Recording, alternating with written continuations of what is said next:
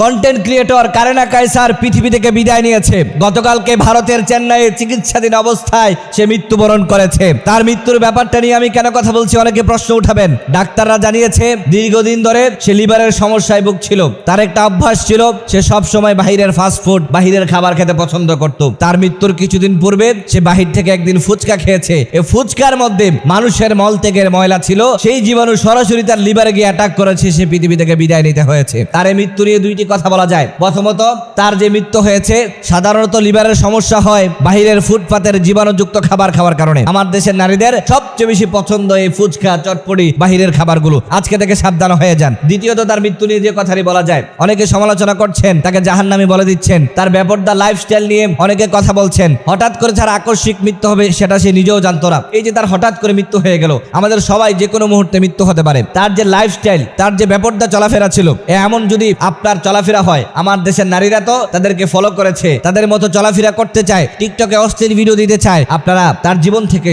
শিক্ষা গ্রহণ করেন। আপনি যদি এমন লাইফস্টাইল গঠন করেন যে মৃত্যুর পরে আপনার বেপরদার ছবিগুলো মানুষ শেয়ার দেয়, এমন লাইফস্টাইল যদি গঠন করেন, একবার চিন্তা করে দেখেন মৃত্যুর পরে আপনার কি পরিস্থিতি হবে। হাজার হাজার মানুষ আপনার ছবিগুলো দেখবে। এমন লাইফস্টাইল যদি আপনার হয়, জাহান্নাম ছাড়া আপনার কোনো গতি থাকবে না। সুতরাং আমার দেশের ইয়াং নারীদের, আমার দেশের নারীদের থেকে শিক্ষা গ্রহণ করা দরকার। আল্লাহ পাক আমার দেশের সমস্ত নারীদেরকে পর্দাশীল বানায় দেখ। সকলে পড়েন আমিন।